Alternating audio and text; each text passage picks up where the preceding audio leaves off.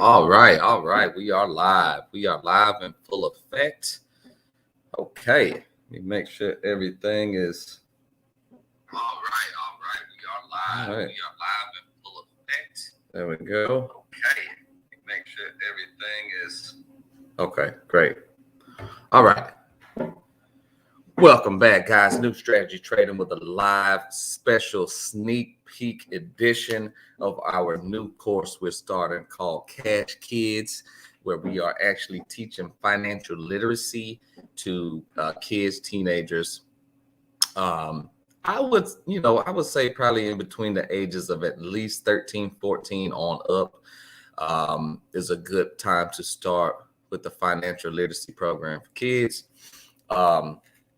But without further ado, we're going to go ahead and jump into it. This is the beginning of a very new course we're starting, in particular with my personal nieces.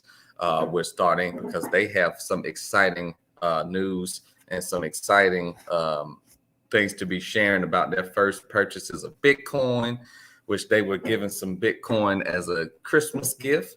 So they're going to have to learn how to maintain it, how to make it increase in value, and how to learn how to trade financial markets for a living in order to make income and possibly start a career as financial analysts.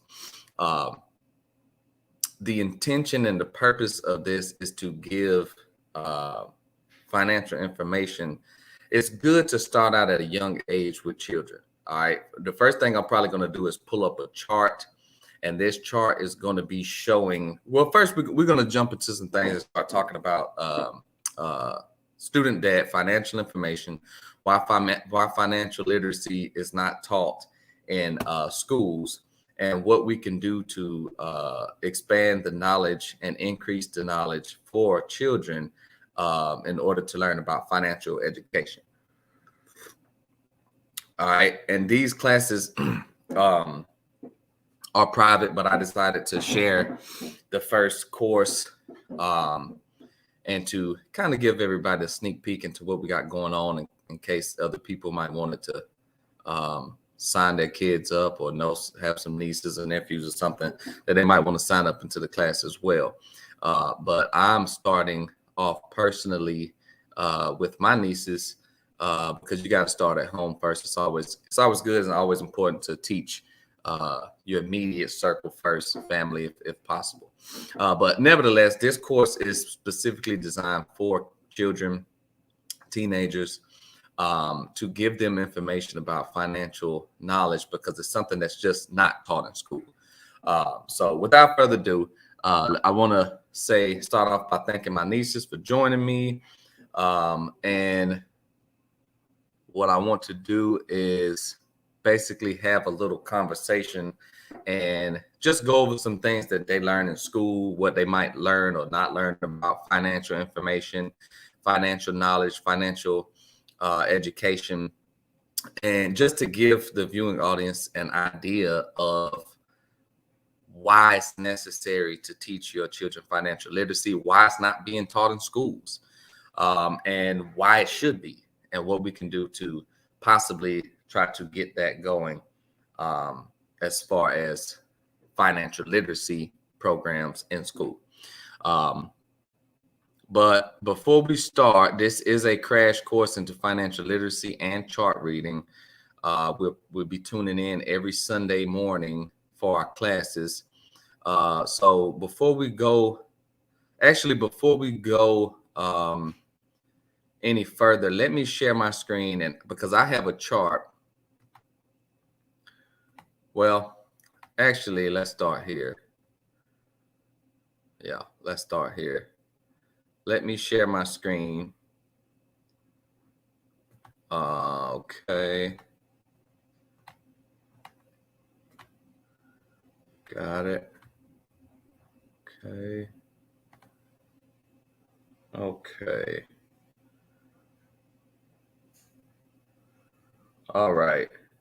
Girls, can y'all see that screen? It says what you are taught versus what you should do. Yes, I see it. Okay, great. So basically, we'll be starting off with what you are taught versus what you should do. And this is just some basic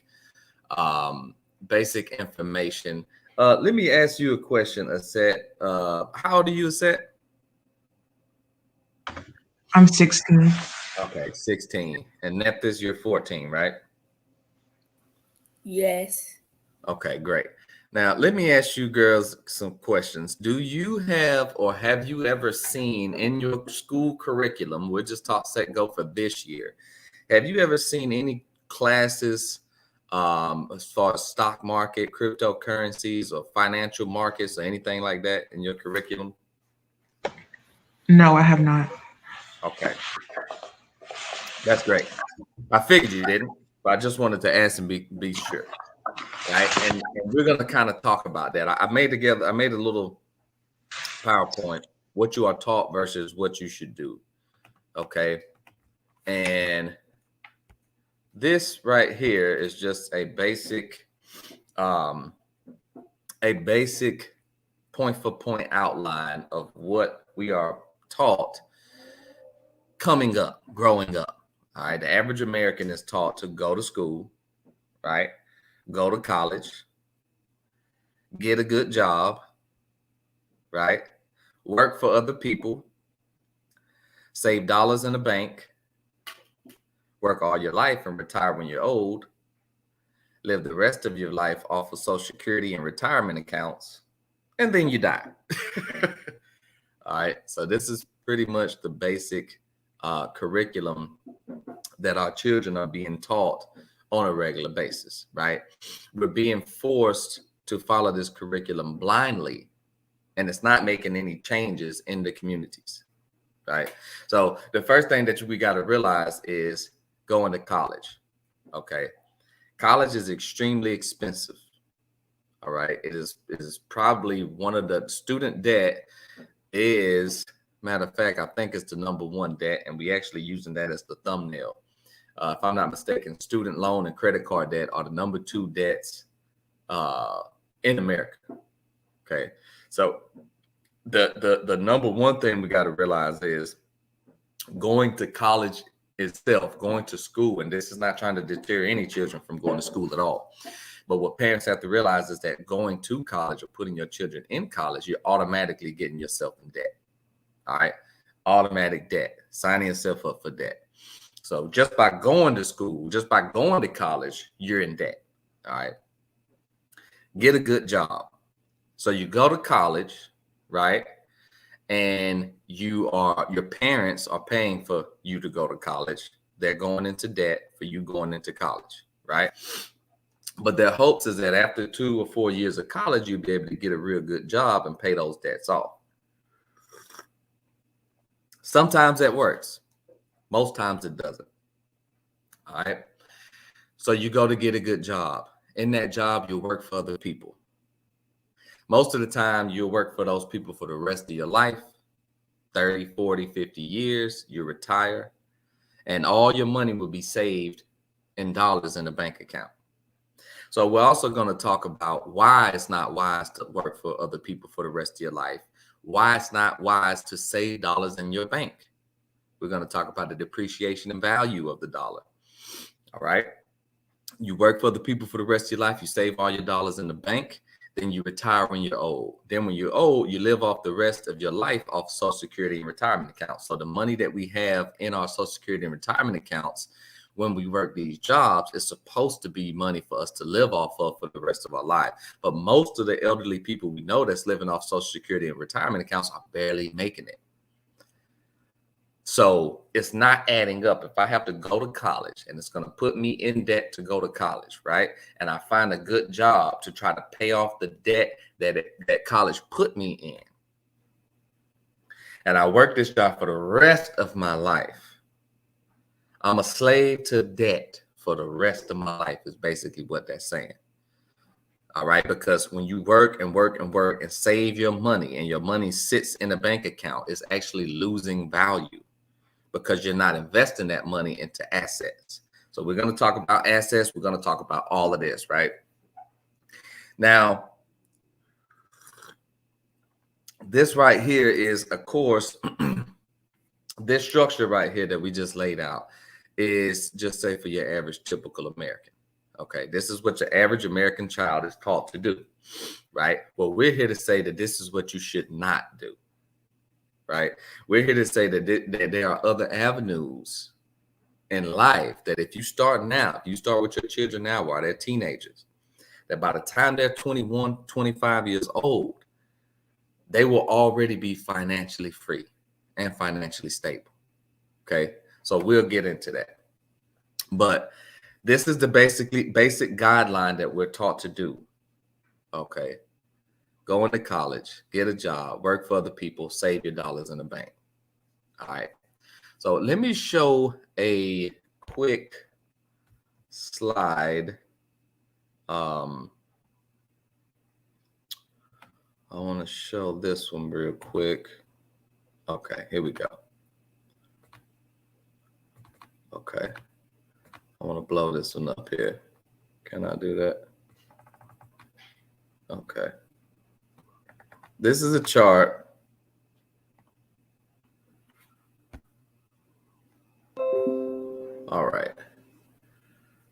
How U.S. education became a debt sentence. Okay. This is a chart I found from Statista. Hold on real quick. Okay. This is a chart I found from Statista.com. And this is from 2006 up into, I think it's 18. Oops.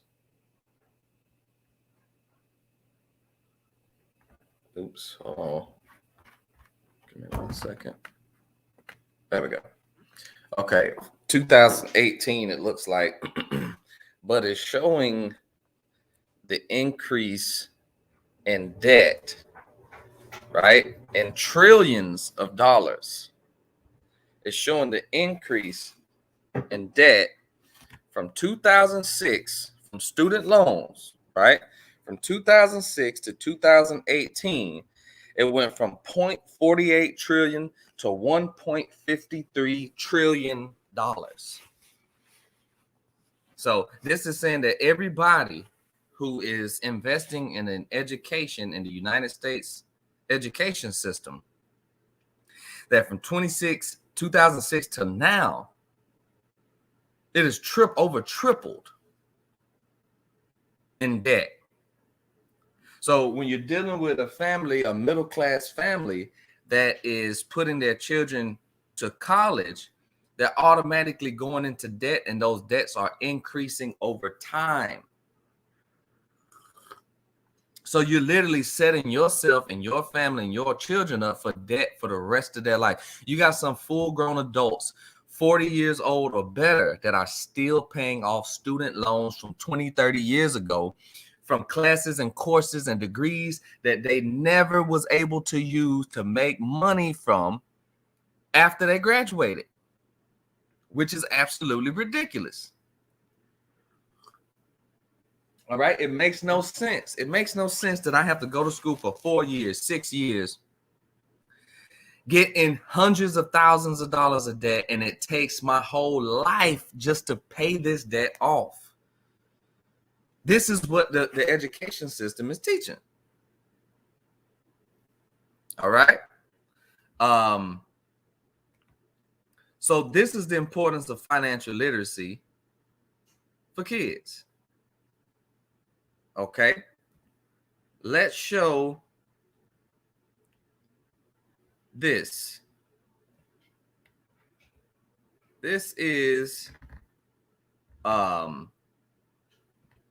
purchasing power of the US dollar. This is a chart, right? Showing the purchasing power of the US dollar as opposed, the purchasing power from the US dollar in comparison from 1900 to 2020. Okay. And this is going to be a shocker.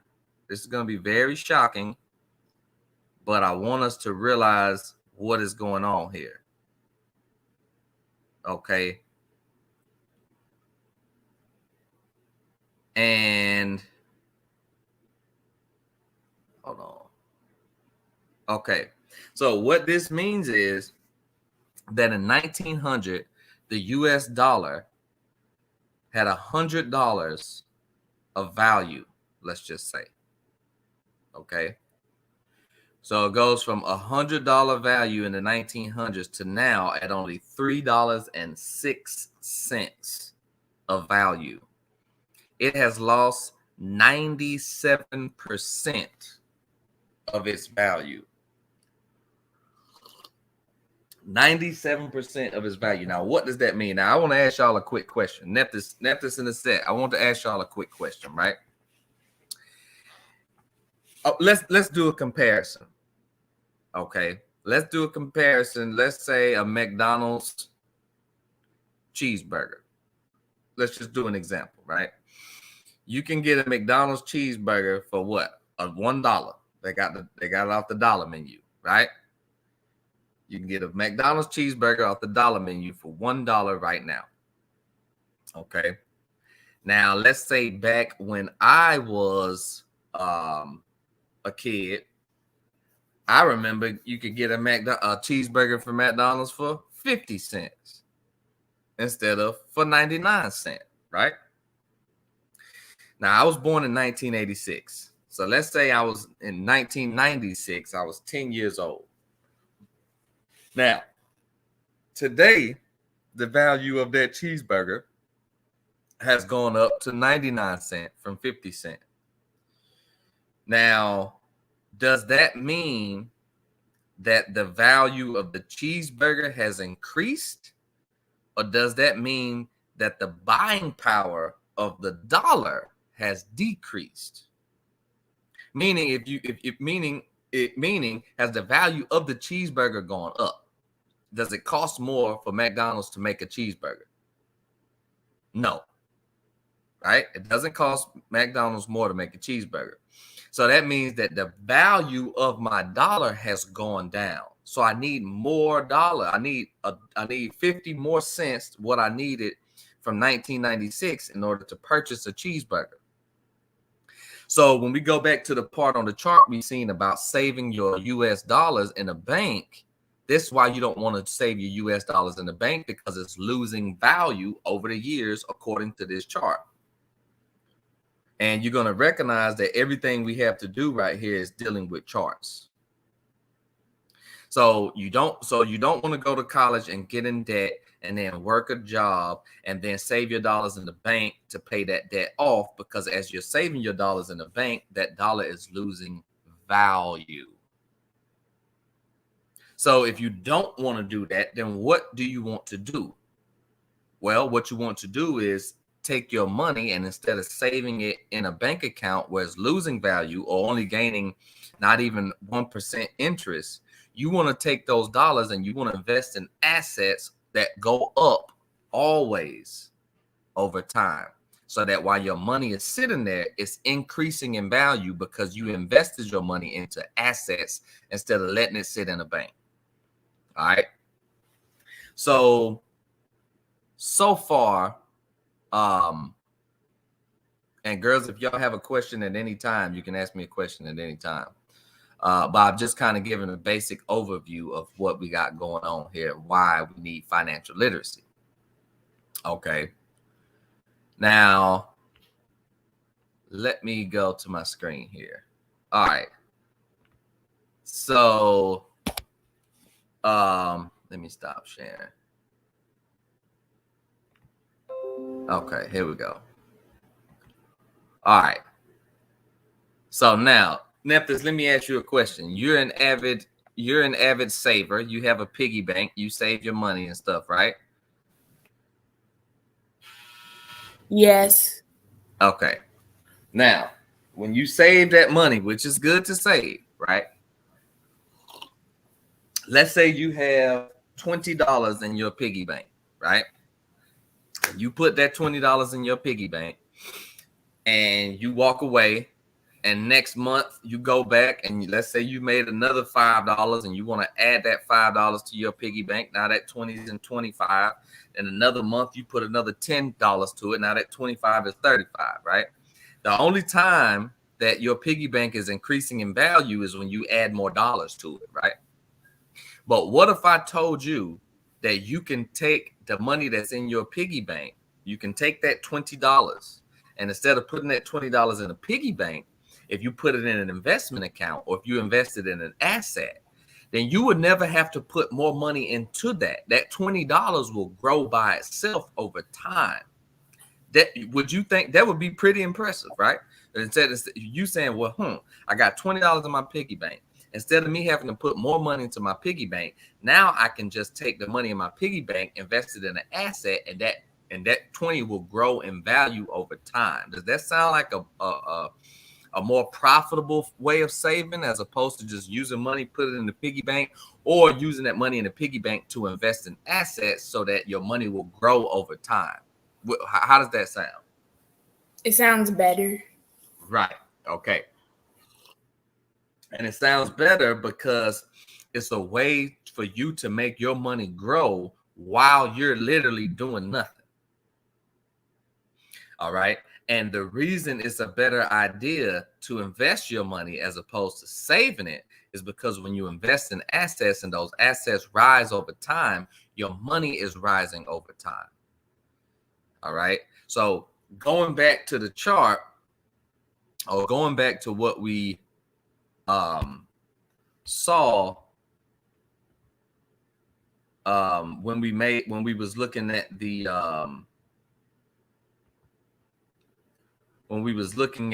what you are taught versus what you should do, we see that when you save your dollars in a bank, you can't, that value doesn't increase. In fact, it decreases over time. All right. So for instance, let's I want to show this too. Let me show my screen real quick. I want to show you girls exciting investments. Okay. All right. So this is a screenshot from you girls' purchase of your very first Bitcoin that you girls purchased on December 10th, right? 2021 at 1:15 p.m. You bought $100 of Bitcoin, right? Which is exciting. Most teenage girls, 14 and 16, most teenagers don't have a clue what Bitcoin is, don't have a clue what investments is, and they just don't know, right? So it's exciting for you girls. Now you actually own an asset. This is your asset, right? You own it. Okay. December 10th, 2021 is when you purchased it. All right. Now, when you purchased your Bitcoin was at $48,215 per coin. That was the value. That was the value at 1:15. If you look at this screenshot at 1:15, when you purchased Bitcoin, it was at $48,215.91. That's where you bought it at, right? Now, if we look at this chart, okay,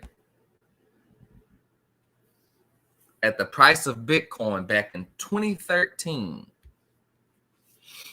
In 2013, right? How old was you in 2013?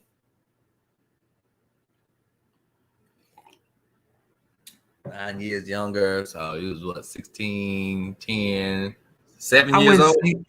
Yeah, 7 or 8 years old. You were 7, 8 in 2013. Nephthys, you was about 5 or 6, right? In 2013, that Bitcoin was at $930. It was at $930. Let's round it off to $1,000. And you bought in at 48. What we just seen at 48 something, close to where it's at now in 2021. So let's say from 1,000 to 48, might as well say from 1,000 to 50,000, 50 times the value.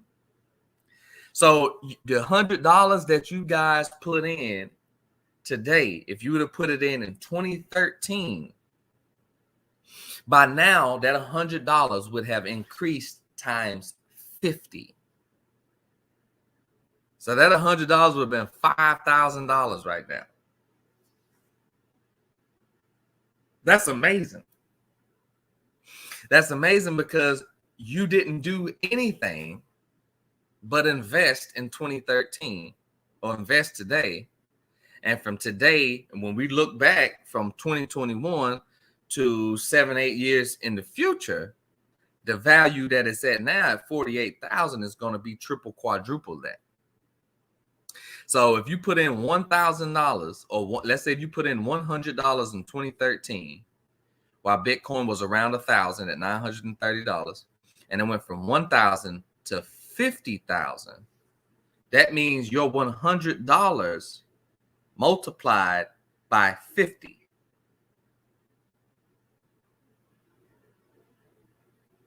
Right? Which makes that $100 turn into $5,000. Now that's pretty amazing. That's pretty amazing right there. So what you're going to see is that over time, when you take that money that's in your bank account, that's in your piggy bank, and you invest it into assets, it increases the value of your assets, which in turn increases the value of your money. Meaning you can't increase the value of money unless you are investing your money into assets that never go down. All right. So that's just a simple way to put it. But now remember, you bought in at 48,215. So I want you girls to remember this, because this is something that you're never going to forget this. It may not seem like a lot now, but this date, December 11th, right? Bitcoin was at $48,215. You're never going to forget that, because that's when you can say, I made my first purchase in Bitcoin, or I first purchase into a cryptocurrency when it was at $48,200. Let's see where it's at right now. And this is a brand new purchase. Okay. Bitcoin is at 49,761. So you're already up. Y'all see it right here? You're already up. You bought in at 48,215, and now it's at 49,750. You're already up. All right. Now, let me stop my screen. Okay. So do we have any questions so far? Questions, comments, or concerns? No. No? Okay. All right. Now, so financial literacy, I want to talk a little bit about financial literacy. Financial literacy is, let me share my screen again. Okay. I want to go here. All right. This is from CESI Financial Blog, CESI Solutions, and it's called Should Financial Education Be Taught in Schools? Right? And I just want to do a quick reading real quick. And it says, Okay. It says we live in a time when teaching financial responsibility to children and young adults is increasingly important. In fact, data from the Federal Reserve shows that 40% of American households cannot withstand a financial emergency of $400 or more. 40% of American households cannot withstand a financial emergency of $400 or more.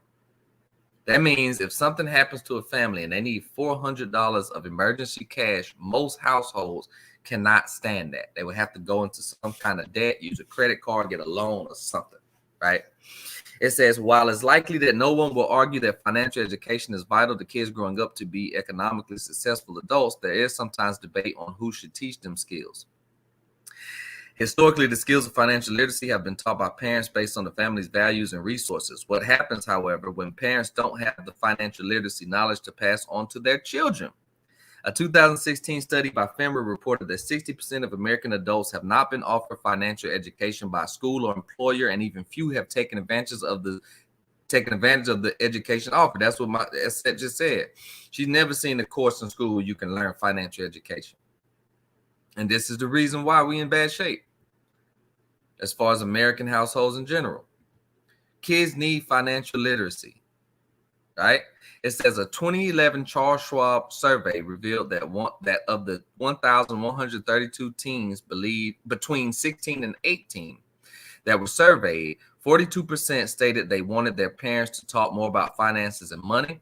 A mere 32% of these teens stated they knew how credit card interest and fees work. For a group of teens and young adults who are nearing the end of their high school career, these kids are in jeopardy of struggling on their own financially when they enter college or the workforce. Did y'all hear that, girls? It says for a group of teens and young adults who are nearing the end of their high school career, these kids are in jeopardy of struggling on their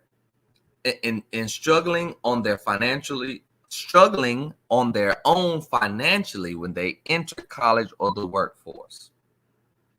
That is why this class is important, because you girls going to make sure that you're not going to be struggling financially when you enter college or the workforce. That's the purpose. You're getting a head start so that by the time you're 18, by the time you're 21, you will be so far ahead of the game financially as opposed to your other peers. They're going to be coming to y'all like, that girl, where y'all get all this money at? What's going on? How y'all get all this money? And you're going to be in the power because you have invested the knowledge. You have invested in the knowledge and in the education and in the information to learn this. All right. Let's get a few fun facts. It says, according to the Council on Economic Education, more than half of states don't require high school students to take an economic class. It's not required. They want you to be poor because they want you to be in debt to them. It says only 17 states require high school students to take a course in personal finance. Studies show that students without a financial education are more likely to have low credit scores and other financial problems. You see? So this is what we're trying to do. We're trying to prevent all this. All right? And so this is a good little article, 13 responses to should financial education be taught in school. This is from Lillian Schaefer. She says, it's crazy that more than half of states don't have a finance or economics class as a requirement for high school graduation. Financial literacy is a skill that's really important for adult life. Students should definitely learn how to manage their finances. You see? And so this is a good little article that y'all can go to check out, right? CESI Financial Blog, should financial education be taught in school? Okay. So that's a real good one. All right.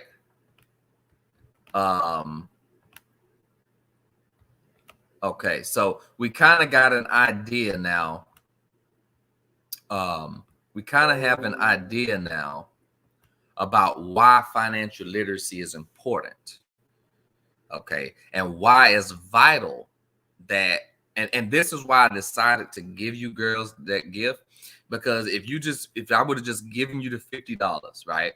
And even if you would have took the $50 and put it in your piggy bank, and you would have went back to that piggy bank 3 months later, that $50 would have still been $50. The only way that $50 would have increased in value, well, actually, it can't increase in value.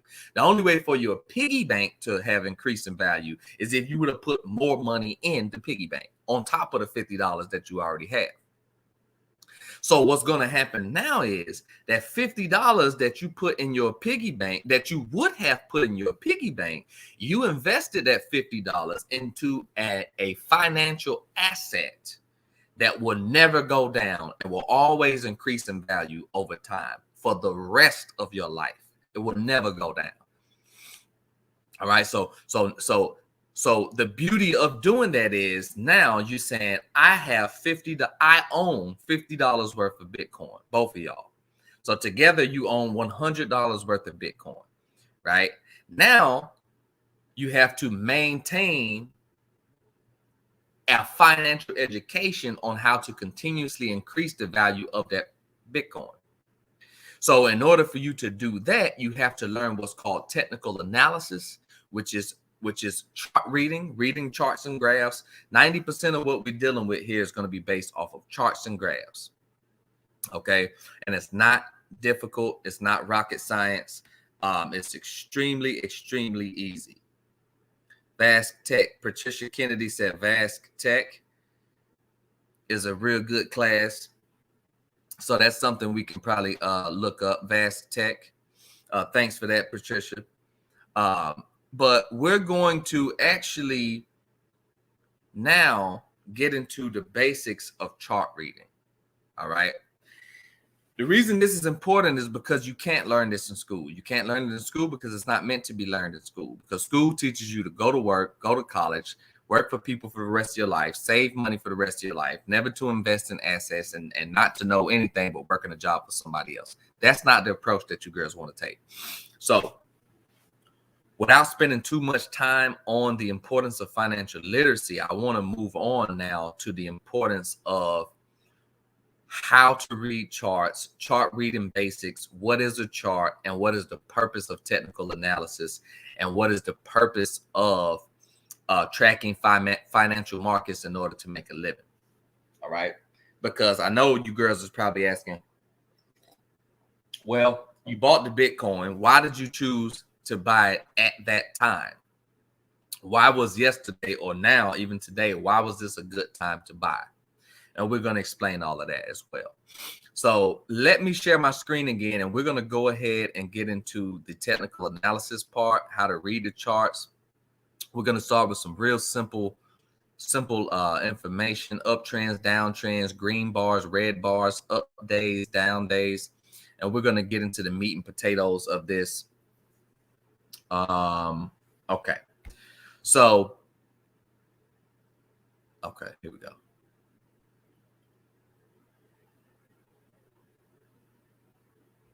All right, let me share my screen. So what we're dealing with is cryptocurrency and Bitcoin. First of all, let me ask you girls, if you know anything, anything you might have heard about Bitcoin or cryptocurrency that you might want to share or speak on, or are you girls familiar with it at all?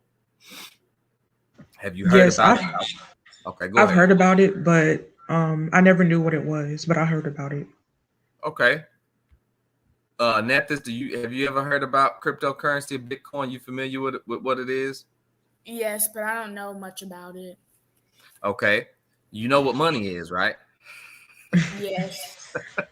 All right. So you know what money is. Okay. So let me explain this in a real simple way. A dollar bill is is $1, right? This is money. Okay. Here's a dollar. $1. Right? This is physical money. Tangible money. It's a tangible asset, right? Now, what's the difference between that dollar and a dollar on a credit card or a debit card? What's the difference between a dollar bill and $1 on a credit card or a debit card? Y'all know? Any guess? No? What's the difference? I can if you say if I tell you, hey, give me $1, you can give me that dollar bill. Or, okay, let me ask you like this. If I told you give me $1, right? And I'm in Oklahoma and y'all in Georgia, and I say, hey, give me that dollar bill, could you give it to me? No. No. But if I told you, hey, well, since you can't give me that physical dollar bill, how else can you give me $1? Through a debit card or a credit card, right? Mm-hmm. You can wire me through these exchanges like Cash App, PayPal, and all that. You can send me $1 digitally, right? Now, 25 years ago, you couldn't do that. If I needed $1, you'd have had to mail me a money order, or I would have to drive all the way to Georgia to get that dollar. So the difference between that paper physical dollar and the dollar on my credit card is that the dollar on my credit card is digital. Everything is digital now.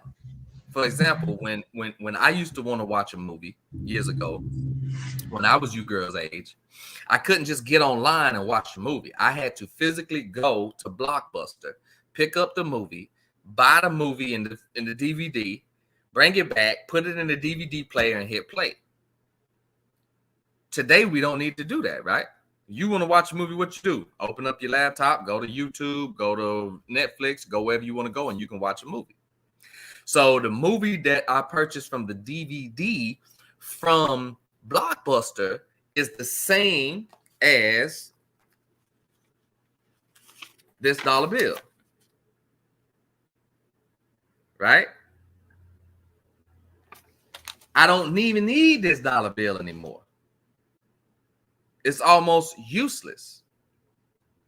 Because if I wanted to send you money, I could just Cash App you the dollar. The Blockbusters all around the world have been closing down because people don't need to go to Blockbuster to watch a movie anymore. All they have to do is watch a digital movie or stream it online. So cryptocurrency is a currency just like the United States dollar, but it's a digital currency. I can send Bitcoin, that Bitcoin that you guys own right now. You can send that Bitcoin to China. You can send it to Alaska. You can send it anywhere you want at the click of a button with no middleman. You don't have to go through a bank. You don't have to go through your mom and dad. You don't have to go through me. You don't have to go through anything. You can send that Bitcoin anywhere around the world. It's digital. So we are living in the age of digitalization. So cryptocurrency is digital currency. It's the new wave of currency. And the currency is already being digitalized from the dollar bill to the debit card to the credit card, right? Now to these exchanges where you can move this money all over the place. So cryptocurrency is a digital form of currency that's encrypted, that takes the middleman out of the play, takes the bank. Because if I wanted, before this has existed, if I wanted to send $1,000 from here to China, I would have had to go through middleman. I would have had to go through bankers. I'd have paid incredible taxes and incredible fees. But now if I want to send $1,000 to China, I can send $1,000 worth of Bitcoin to China with the click of a button. Don't have to go through nobody else. And it's encrypted and it's safe and secure. So what we're investing is digital currency, right? The same way that in the old times, in the biblical times, they used Roman coins, they used gold, they used silver. That was the currency. Well, now gold and silver is not used for currency. Our currency now is not backed up by gold and silver. It's fiat currency. It's paper currency. Well, now the paper currency is turning into digital currency.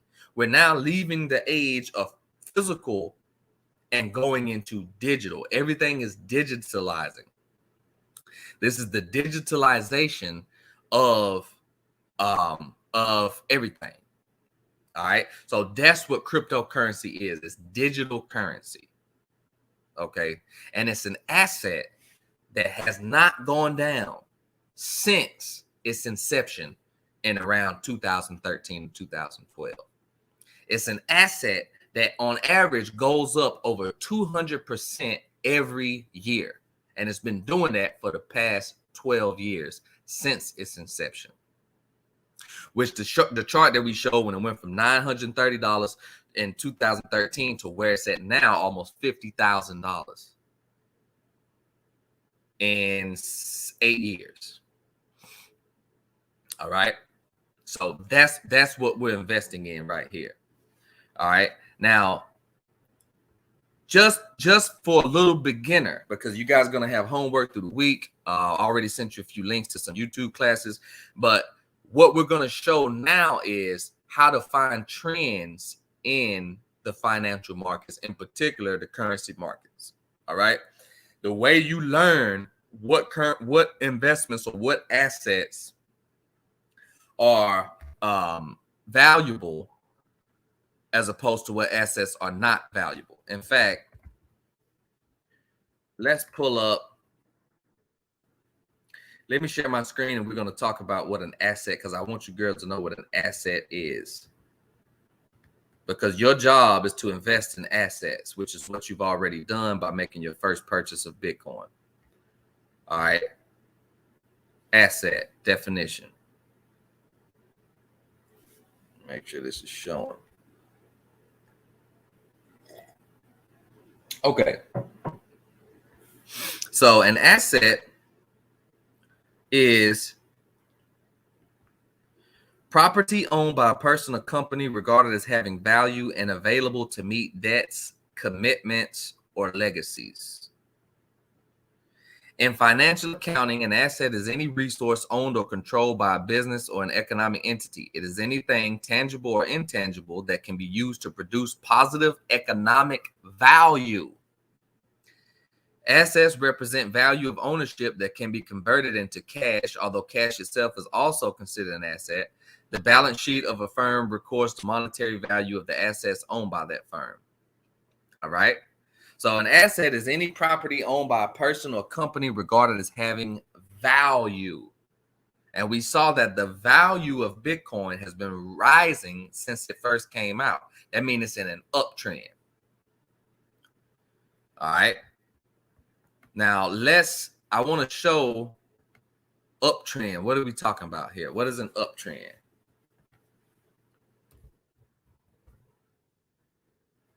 All right.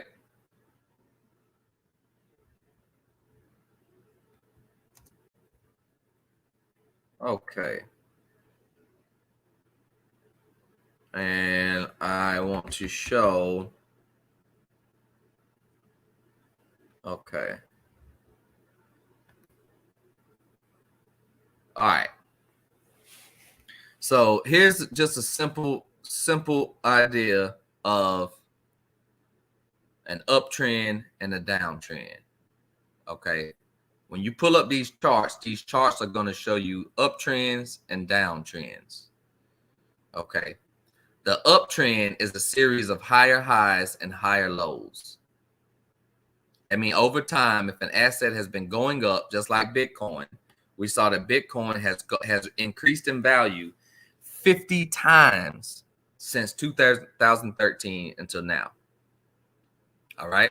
So over time, Bitcoin has been going up in value. It has been increasing in value. We showed you the chart of the dollar that has been decreasing in value. So the dollar is not something we want to invest in long term. We want to invest in something that's going up in value. All right. Now these charts,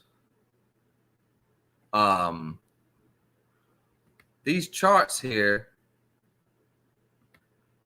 are Japanese candlestick charts. Okay.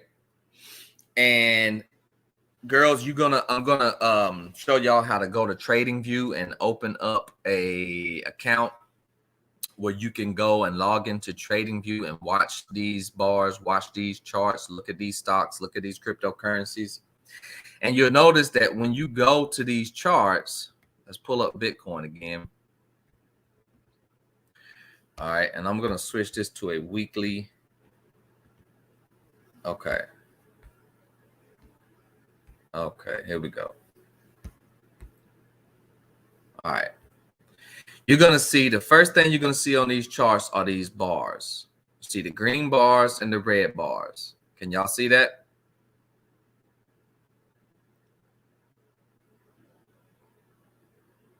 Y'all see the charts?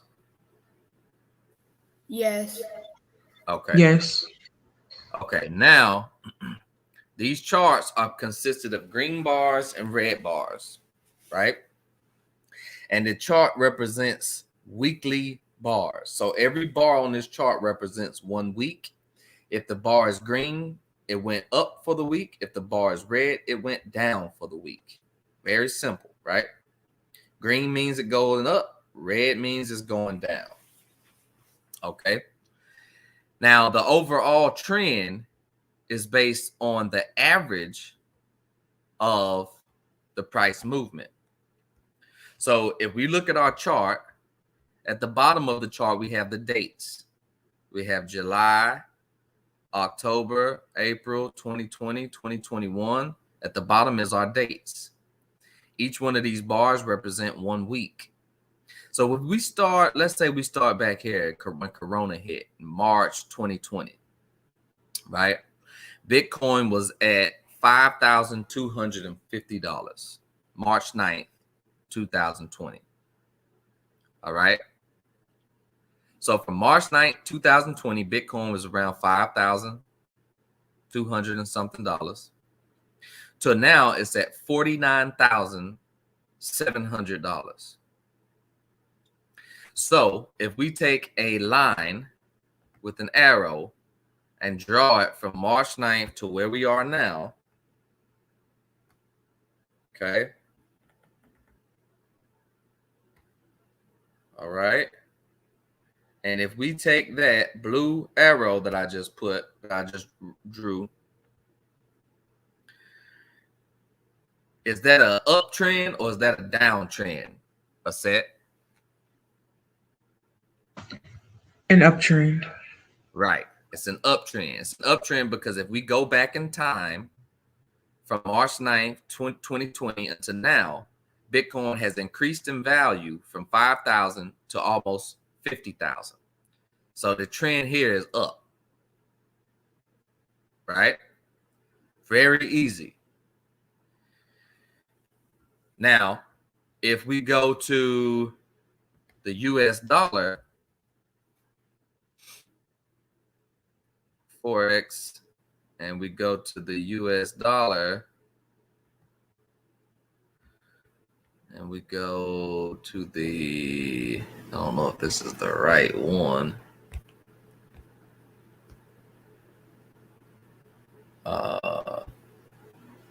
Well, the one we already saw technically was the right one, that chart.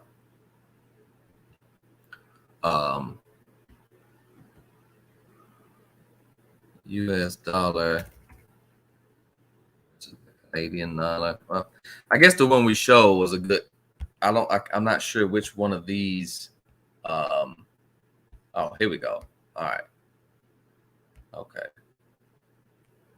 Now, this is the US dollar versus the Canadian dollar, right? And if we start here, which is November 2002, right? And to date now, and we draw that same line. Oops, hold on.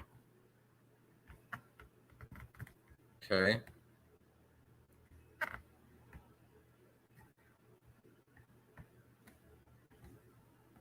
All right, and we draw that same line going from all the way back from 2002 when the US dollar versus the Canadian dollar was at $1.60 to now where it's only at $1.27, then that trend is an uptrend or a downtrend.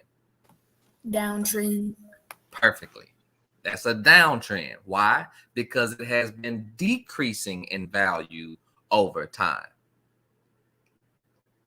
So we don't want to invest in the US dollar. It's been going down.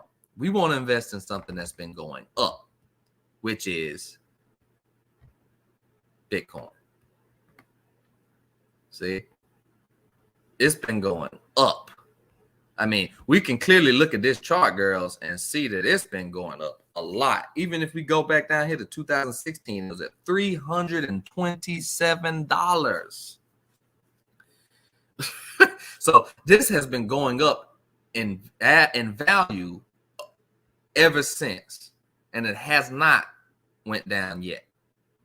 So this is the type of asset we want to buy into. All right. So the charts show us two things. They show us whether an asset is an uptrend or a downtrend. And they show us based on the weekly bars, whether it's in an uptrend or downtrend in the short term or in the overall term. Now, the purpose of what we're learning here and what we're going to continue learning is how to read these charts and invest in these assets in order to make profit or residual income for the rest of our lives. All right. That is the number one purpose of technical analysis. That's why we're here. And this is why we are learning this. Okay. Okay. So you see a couple things already: uptrend, downtrend, up week, down week, right? You know what an asset is. You know what investments in assets can do, right? And you know the purpose of them.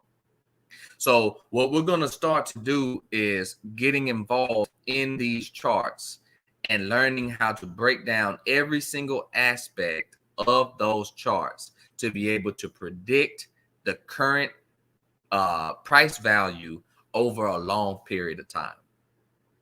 And this will give you the opportunity to take your investment in Bitcoin and over time to gradually make it increase by double, triple, quadruple.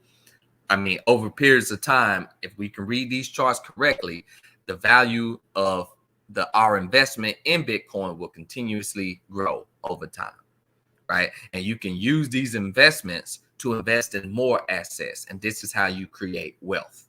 So basically, for people that work like myself, I work a job, I have a career, right? I get paid every week, right? After the taxes, my income tax, which is being taxed at 40%, Social Security, retirement, all the other stuff that gets taken out. What's left at the end of the week goes to bills, right? After my bills are paid, all my extra money does not go to my bank account to sit there. All right. It does not go to my piggy bank just to sit there. Why? Because we learned earlier that the dollar is losing value. So I don't want to keep my dollars. I want to invest my dollars into assets that go up over time. So at the end of the month, after all my bills are paid, when I'm paid at the end of the month and I got all my bills are paid, every extra penny that I have is used to invest in Bitcoin, which is the asset, the number one asset in our day and time right now. Meaning it's nothing more sound and secure that you can invest in as an asset right now today than Bitcoin and cryptocurrency. All right. So this is the whole purpose of everything that we're doing right here. So that if you are, see, y'all have a good opportunity now because you don't even have a job yet. Right.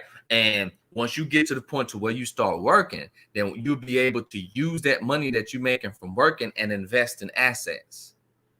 Okay. For a person like an adult like myself, a middle-aged adult like myself, I have to work in order to create finances and then take those finances and invest them in assets, because I'm trying to reach a point to where I have enough assets that is making money that I don't have to wake up and go to work every morning. You see what I'm saying? To where the money that I invested in my Bitcoin is making money itself. So now instead of me getting up and going to work every morning, I'm getting up and investing my profits from my assets into more and more assets, business, real estate, restaurants, whatever you want to do. But the key is to start off with investment. Don't save your dollars. Dollars that go in your piggy bank are going to waste. Invest your dollars into these assets so that now your assets are making money and you don't even have to use your own money. All right. This is the point. This is the purpose. So we're gonna teach you girls how to get the financial education here, get the education that you're learning from school, right? And use them both as a double-edged sword, because you can go to school and learn tons of valuable things that you want to learn, whether you want to be a doctor, a dentist, a lawyer, or whatever trade you want to do, whatever you want to learn in school. This right here is financial investment and financial education, right? And this will guarantee, it will break the cycle of poverty. It will break the cycle of student loan debts. It will break the cycle of not having this emergency funding per American household in case anything urgent happens. It will break the debt it will break the cycle of being bombarded with debt and with a lot of debt over the years. And it will create generational wealth and financial freedom that will change your life forever. All right. If I learned about this stuff when I was you girls age 14 or 16, man, I'd be a zillionaire right now. All right. So you taking a real good opportunity to learn this. And when we get into these next classes, you're going to be learning this stuff even more and more. You're going to be able to pull up these charts and say, man, look, I just saw this chart of Apple stock. It's looking real good. I think we should invest in some Apple stock, or maybe we can, I mean, you girls are going to be way on top of the game. All right. But just as a recap of everything we learned so far, and I don't want to get too far into charts because our next class is going to be specifically dealing with charts. Of course, we probably have some sessions in between the week, but I just wanted to give the viewing audience a sneak peek of what's going on and how we are starting this new course that we're calling Cash Kids. And we are very excited about this, and we're going to go over. And another thing we'll be doing too is we'll also be highlighting our buys when we buy into Bitcoin, when if we ever taken any profit out of Bitcoin, and other investments that we're getting into. So this is a real good startup for y'all. And the reason it is because you already invested, right? Your Christmas gift this year was $100 of Bitcoin, or $50 of Bitcoin per person. That was your Christmas gift. And so now you use that Christmas gift to invest in an asset. And this asset is Bitcoin. The reason you invested in Bitcoin is because Bitcoin is an asset that has never went down since it came out in 2013. We just showed the chart. All right. So this is just the first sneak peek. I just wanted to give everybody an idea of the direction that we're going with this. Girls, if you got any questions or any comments about the Bitcoin, about the charts, about your first purchase, what it means to own Bitcoin, or what it means for you, then you can go ahead and ask a question now, girls, if you have any. Nope, I don't have any questions. Okay, Nephthys, you got anything? No. Okay. All right, so we're gonna end. We're already over an hour. We're at an hour and 3 minutes. I'm going to be sending you girls your homework later on this evening, and we're going to continue. And this is going to be a real great class because you're learning while you're earning. So what's happening is you girls got it lucky because you're being paid to go to school.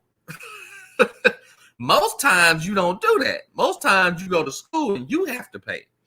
But now you're being paid to go to school to learn about financial education. So y'all really got it made because you're learning about how to make money while you're making money at the same time, which is wonderful. All right. So I want you girls to keep this in your mind. I'm going to send you the screenshots of your very first purchase of Bitcoin on December 10th, right? And at the price of $48,200, which we just showed. Matter of fact, let's show one more time because I'm excited about this.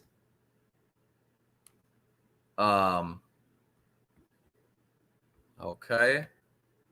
Let's show this one more time because this is gonna be history right here. Years from now, y'all gonna look at it, look back and say, wow, we made our first purchase into these assets right here. December 10th at 1:15 p.m. $100 of Bitcoin at the price of $48,215 per coin. All right. And Bitcoin is now at 49,655. Oh, it's changing. It changes rapidly. But you girls are already up. So you walking into 2022 with some investments that's already growing and you already up. Now, keep in mind, you will never, ever, ever relinquish your Bitcoin.